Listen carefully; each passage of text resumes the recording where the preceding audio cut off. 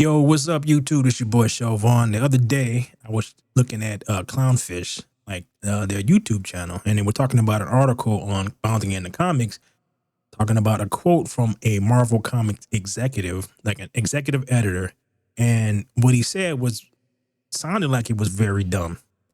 Couldn't believe it, so I thought I'd check it out and give my 2 cents. All right, let's get into this.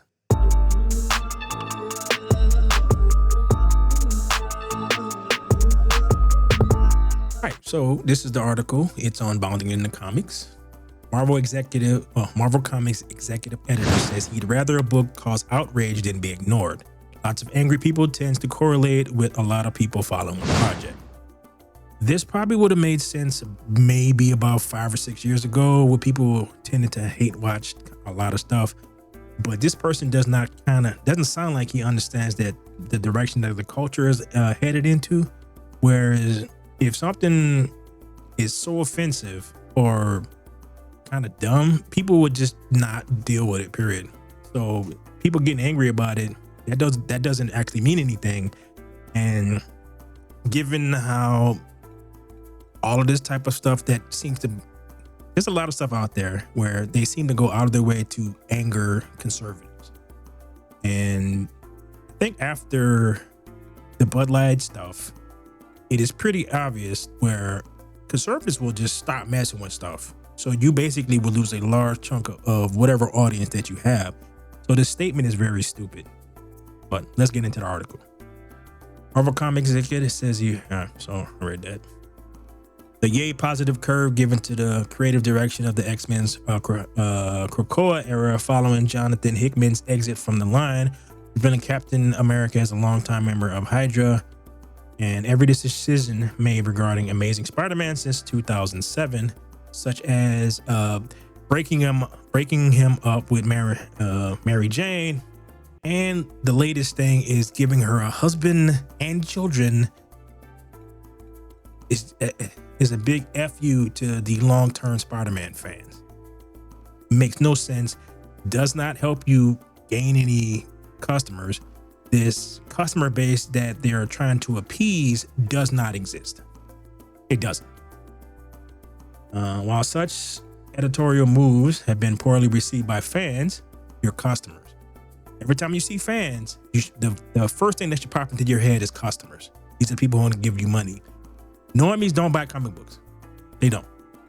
And normies are increasingly going to less and less Marvel movies.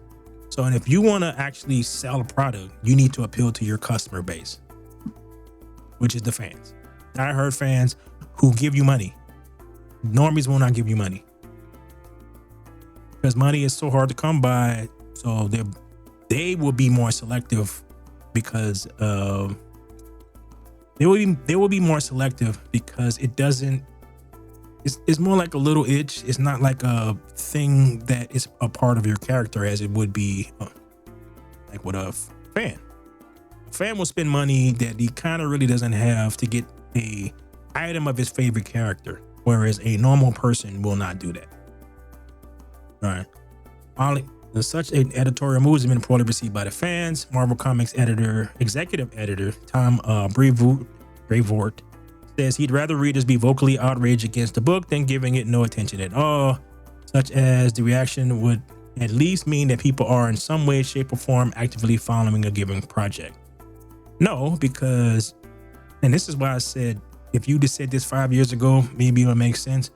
But people got so angry over so much stuff being shoved in so many different things where it led to apathy. Because contrary to what people believe, the opposite of love is not hate, it's apathy. Because when you hate something, you still have a connection to it. And over the last couple of years, they have pushed everyone into like apathy. They don't care. Star Wars fans don't care about Star Wars. Star Trek fans don't care about Star Trek. Marvel fans don't care about. So you can do whatever you want. You can make the characters super gay, trans, whatever you want to do.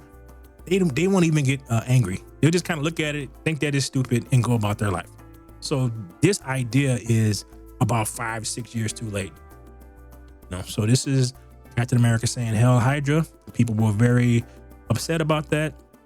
If they decided to do the multiverse and they bring Chris Evans back and have him do this in the Marvel movie, your Marvel fans will be like, okay. It's like whatever. But it's Starbring an Avenger, reveal like the whole Hydra thing. Ray Vort, who in addition to his executive role also serves as the publisher's senior vice president of publishing and oversees his X-Men line, offered his take on the ever-raging debate, is there such thing as bad publicity? While answering a returning fan's question in the latest entry of his Man with a Hat Substack blog. Again, 5 years ago, no. This is like in the vein of the Kardashians, who are famous for being famous. They got a lot of publicity for people who loved them and people who hated them, but it meant that people were talking about them. Nobody talks about them anymore because they got so outrageous that even they lost the people who loved them and the people who hated them stopped caring. So you can do whatever you want. It's like, I don't care. So, all right. The week prior, said fan asked if there's any particular reason that the X office declined to model the aesthetics of their recent From the Ashes line-wide relaunch away from the team's animated series depiction, which they argued had the most mainstream recognition. To which the editor explained that they chose not to do so because it would defeat the publisher's current role as a content farm from which Disney can later produce television and film adaptations. Yeah, so this is Mary Jane's husband. I don't hear anybody talk about any of these comics at all anymore. Nothing. The most dedicated Marvel comic fanboys don't even talk about this. They have been trying to push Miss Marvel so hard, nobody cares. She died, nobody cares. She comes back as a mutant, nobody cares. You have achieved full apathy, which is the worst place if you own a business for you to be in, is for your customer base to be apathetic to whatever you put out. So let's see what great knowledge this dude gives across. X-Men 97, which actually people like because it reminded them of what like Marvel used to be. And that Lego X-Men were based on the X-Men of a particular era. And that era that fans were very vocally afraid things would be shifting back to when the progressive core era had run its course. Okay, so what fans are you talking about? Are you talking about the fans of the new stuff that are very little, that you're making very little money off of? That's what you're talking about? Or the very large group of people who loved X-Men 97? So as per usual, and that's what Disney seems to do for whatever reason, appeal to the small and ignore the big. The purpose of Marvel Publishing is to be out in front, the tip of the spear, generating new ideas and new stories that can serve as creative fodder for eventual film and animation development. The stuff that you are making, nobody's watching. The new Spider-Man cartoon, nobody's talking about it, nobody's watching. Back to Star Wars, their version of Goonies, the one with the kids. I forgot what the name of it. I'm drawing a blank. Nobody watched that. Nobody. It's like, even if it was like, I looked at it, it wasn't Star Wars, but it wasn't horrible. It was just it was a kid show, but it wasn't horrible. Nobody watched it. They didn't even hate watch it. The people who spent a lot of time making YouTube videos about this stuff before didn't even talk about it. Like after the accolade, I don't care.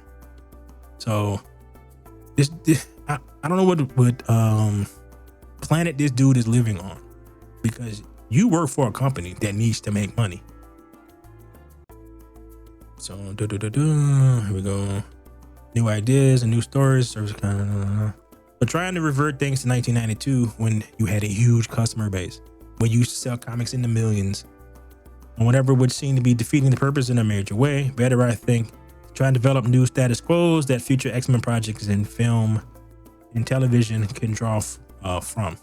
It doesn't matter if nobody gives you money. I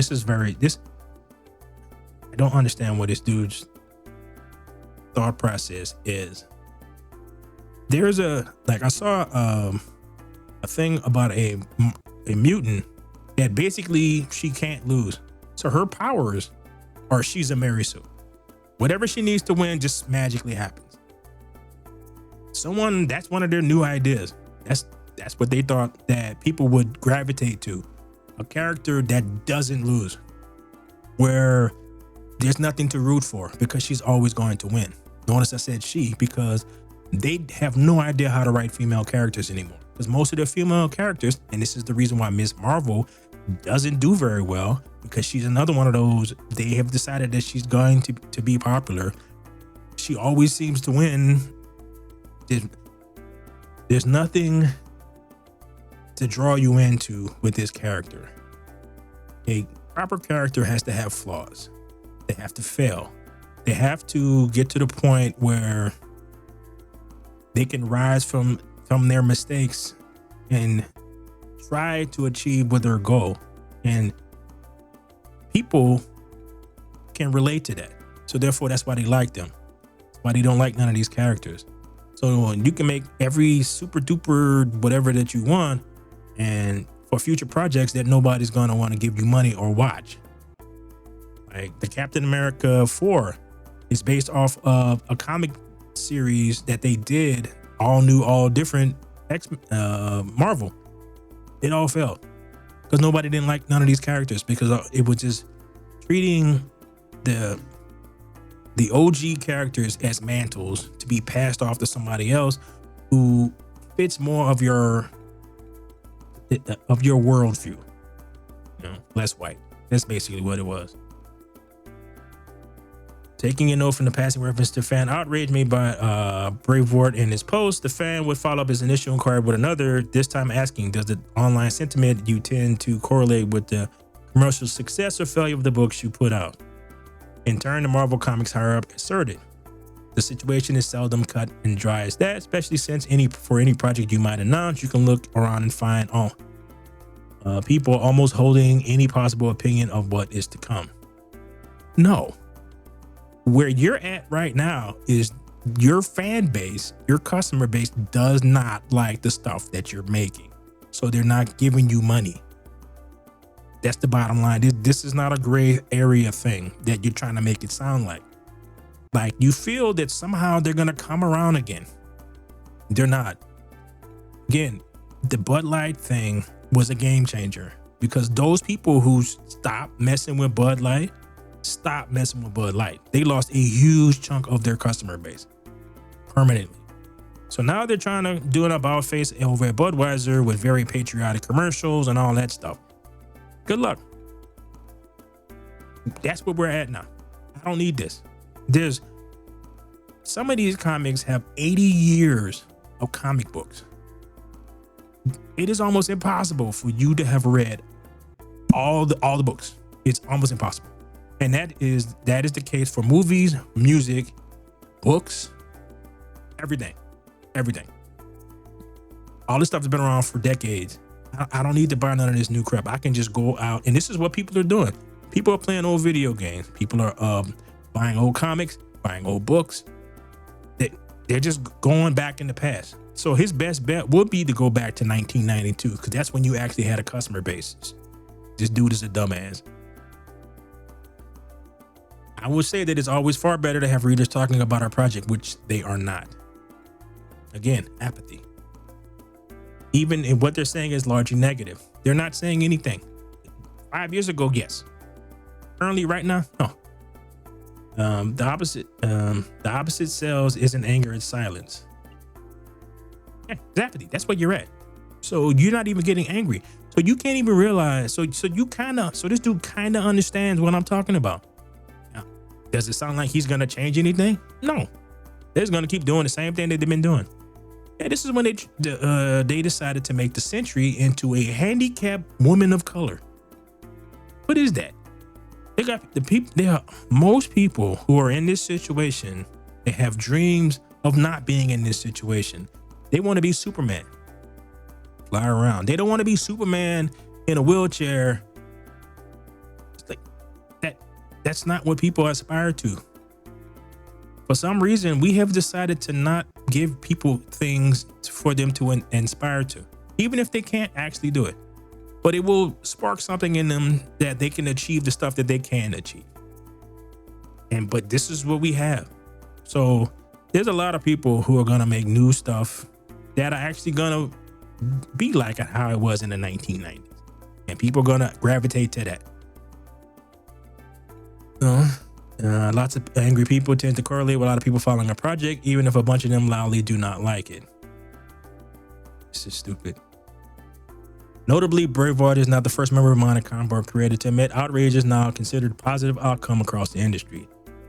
Speaking in the pop versus Graham McMillan in 2024, longtime DC and current Superman Volume 6 writer Joshua Williamson expresses exhaustion in the fact that sometimes people get really angry and they spend money, which is the saddest thing.